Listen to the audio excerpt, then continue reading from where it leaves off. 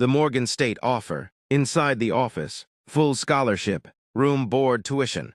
But I need a commitment, coach said. I need focus. No street distractions. The word hung in the air. Cav shifted. Reg smiled too hard. Taz answered steady. We locked in, coach. Coach studied them. You boys carrying something. He said, whatever it is, leave it in the streets. They all said yes. The coach would regret telling the boys that statement. Back in Baltimore, Detective Harris was walking through autopsy reports. 5 bodies. Same caliber. Same pattern. No random hit.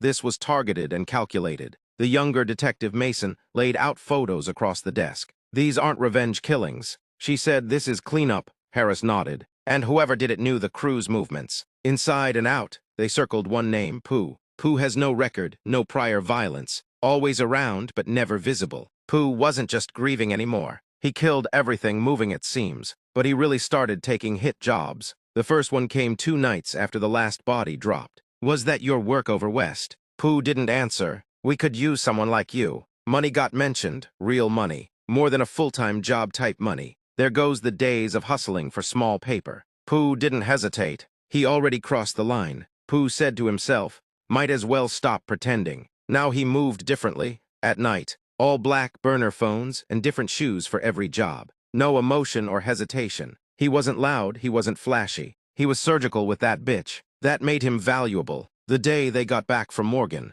the whole neighborhood celebrated. College boys, Dunbar sending 3 to Morgan. Moms crying, pictures being taken everywhere. Even Cav smiled real for once. Pooh stood behind them in every photo. Quiet, watching, celebrating, and playing security. Later that night, just the 4 of them. Reg still drunk and excited. Bro, we are really out. Taz nodding. This is the start. Cav finally breathing again. Pooh lit his weed and said, you sure the city will let y'all leave? He asked calmly. Reg laughed. You are so damn dramatic. But Taz caught something in his tone. You good? Taz asked. Pooh met his eyes. I'm cooling. It wasn't true. Detectives were pulling phone records, tracking movement patterns, asking questions about a car. And the streets, they weren't done using Pooh. Deeper Pooh went, the less daylight he saw, and the more danger circled the scholarship boys. The Beltway Classic basketball game. The Beltway Classic, Washington, D.C. versus Baltimore City. One night, one arena.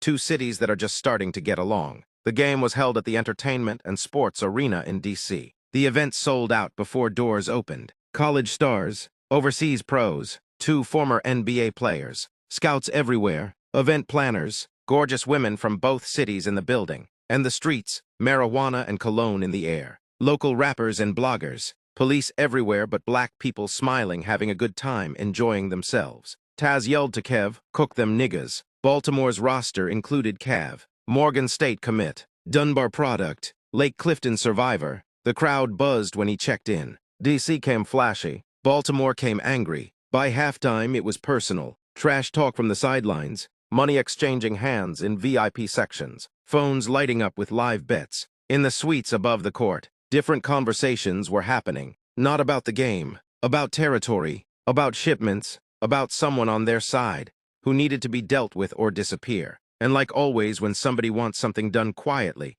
they call outside the city. D.C. hitters for Baltimore jobs. Baltimore hitters for D.C. jobs. Less emotion, less suspicion. 30 minutes down the road. Completely different world.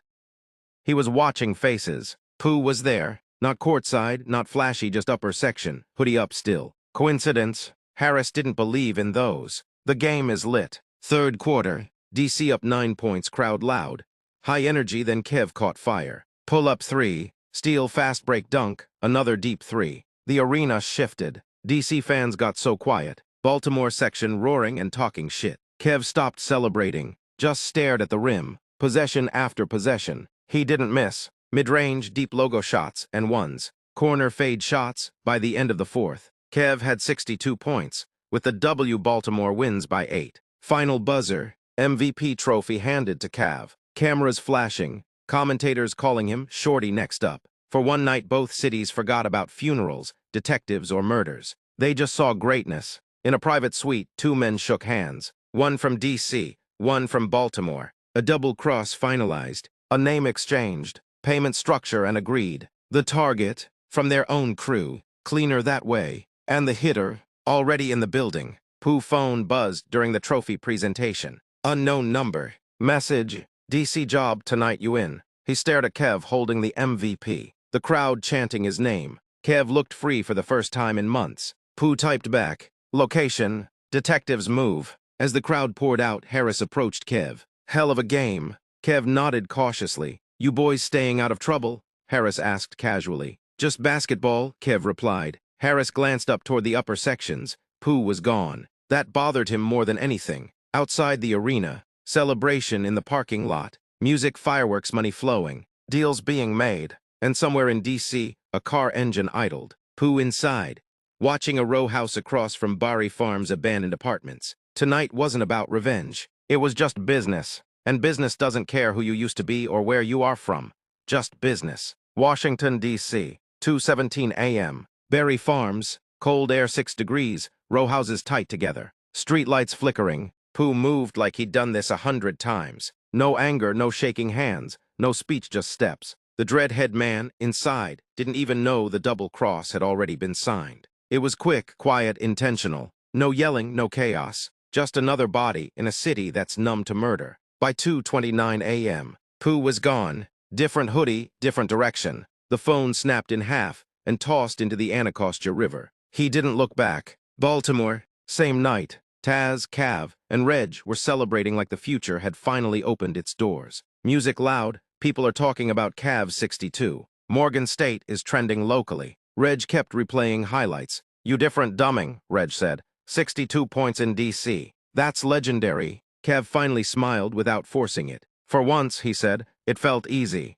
Taz leaned back. We just gotta stay focused. No dumb shit. We're almost out. The words hung there. No dumb shit. Cav's phone buzzed. Instagram. A girl from D.C. Atlani the real. He remembered her from the game. Courtside, laughing, asking for a pic. Message. Random, but I think I just saw your friend Pooh walking near Bari Farms.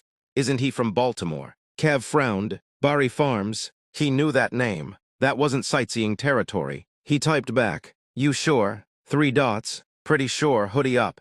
It looked like he didn't want to be seen. Cav stared at the message longer than he should have. Pooh told them he was staying in Baltimore tonight.